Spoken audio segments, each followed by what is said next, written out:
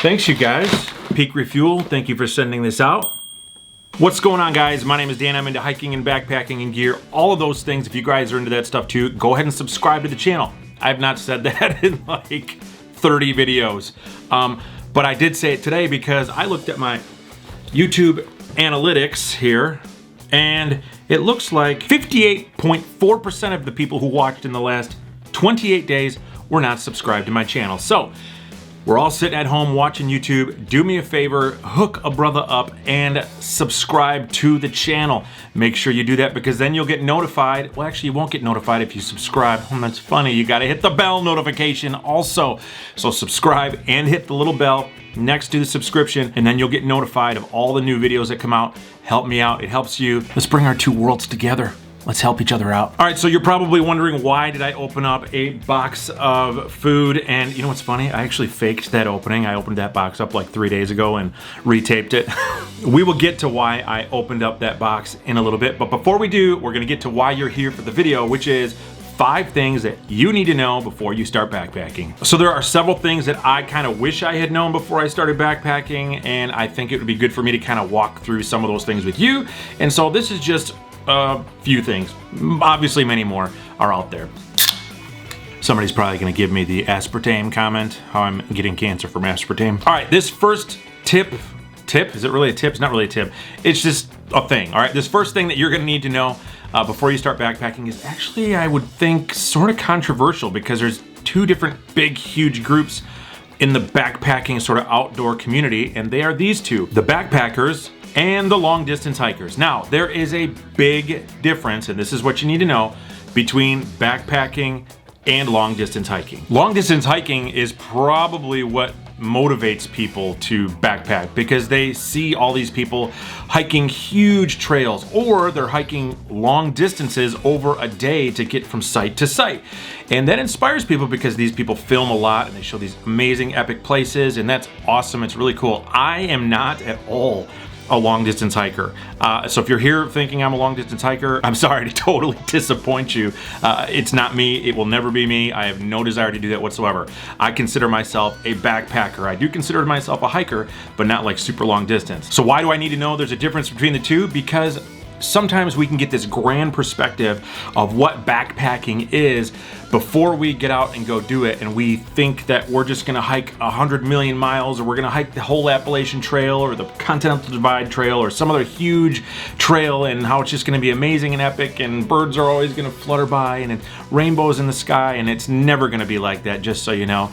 And so you gotta get those thoughts out of your head. Now, backpacking is simply just getting a backpack on, hiking out somewhere, setting up camp, staying there for the next couple days, or maybe you're the type of person that likes to pick up camp and do it again the next day. Now, there's nothing wrong with either. You could be a long distance hiker or you could be a backpacker, that's fine. But you gotta know that there's a difference, because a long distance hiker is gonna be a lot more minimalistic than a backpacker is gonna be. And a backpacker is gonna carry some more luxury type items like steaks and chairs than a long distance hiker is gonna carry. Now, whichever one you decide you wanna be, that's totally perfect. I decided I wanted to be a backpacker because I just like going out for the weekend. Either way, deciding what you're gonna do is gonna help you in the gear that you're gonna pick and all the things that you're gonna prepare for before you head out and go do it. Number 2, don't wear cotton. This seems completely obvious. It's not obvious. I can't tell you how many times I've run into a new backpacker on the trail and they're wearing like what I'm wearing right now, a cotton hoodie or a zip-up hoodie and a pair of jeans. The reason you don't want to wear stuff like this when you're backpacking is because if it gets wet, and most of the time it's going to get wet because you're either going to get sweaty or it's going to rain, it gets really heavy and it's very difficult to dry out. I mean, think about it. You know what it's like to wear wet jeans. Everybody's done it at some point in their life, and it's really heavy and they're no fun. Nobody likes it. That's what it's gonna be like out in the backcountry, and you trying to dry that stuff out at night, especially when it's either really hot or really cold or humid, it's just gonna be a miserable experience. Don't do it. So the alternative is to get either synthetic or wool to wear, and there's a lot of great options out there.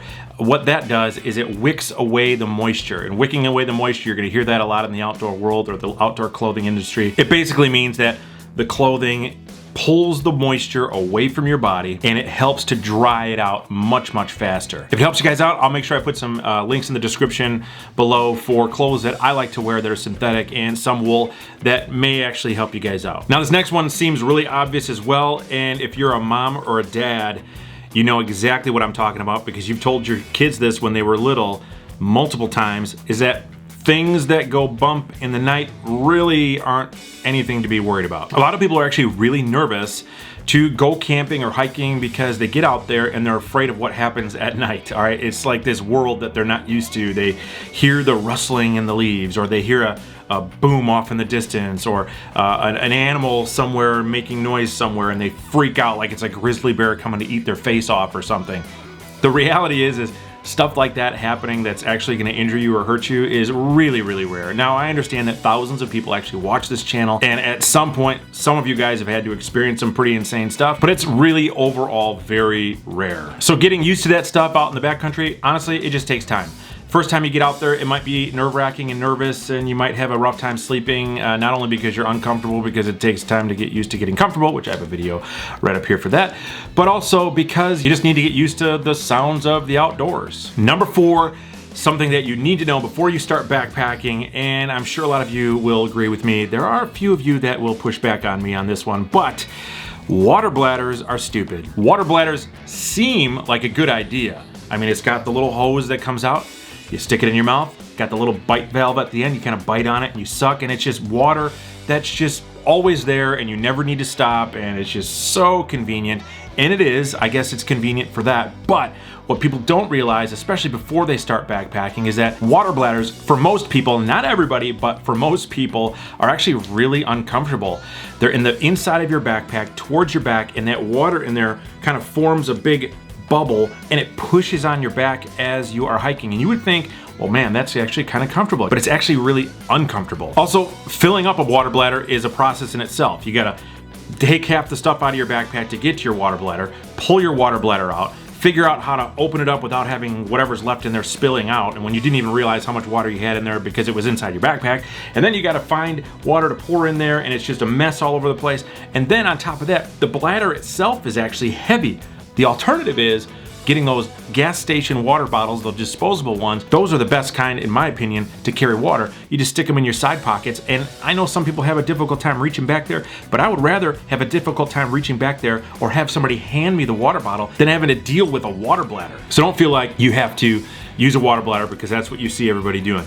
There's a lot easier, a lot lighter ways to carry your water out on a trail when you're backpacking. All right, and number 5, this is a good one because everybody's always concerned when they start backpacking that they're gonna carry too much weight or the backpack's gonna be really heavy. You can carry less water if you don't cook with water. Okay, that might be confusing. Just give me 1 second, I'll show you. Here's a fact about water. 2 cups of water weighs just over 1 pound. And most of the backpacking freeze-dried meals that you'll end up buying in the stores is gonna take 2 cups of water to cook. Now there are a lot of other options on the market to not have to use water to cook. Here's a company called Greenbelly. They make a bar that is about 600 calories, 645 calories, and weighs 5.47 ounces or 155 grams. And it doesn't take any water. It's just, you open it up and you eat it. It's actually pretty good, and it's got very few ingredients to it, just natural types of ingredients. But this is a great option for a lunch because it weighs on its own about as much as a Mountain House meal would, but you're not gonna carry that extra pound of water to have to cook it. And then obviously for like breakfast, instead of cooking, oatmeal or something where it's gonna take water, you can just grab like a granola bar or something. So you can cut out essentially 2 pounds of water right there from breakfast to lunch to have to carry while you're hiking. And the reason I opened up the food that I opened up earlier is because I found peak refuel when I went to Utah. When I went to Utah and backpacked the Canyonlands. Devin gave me this extra food, and His dog chewed on it. I think that's why he gave it to me. Now, this is what blows my mind about this company, because I can even carry less water now for when I do cook with water, because this freeze-dried meal weighs about as much as a Mountain House meal. It takes 2/3 of a cup of water, so less than 1 cup of water to cook this whole 2-serving pack, and it is 920 calories. Now, if you're new to backpacking, you're gonna be like, yeah, so. But if you're not new to backpacking and you've been eating like Mountain House meals, you know that that is incredible.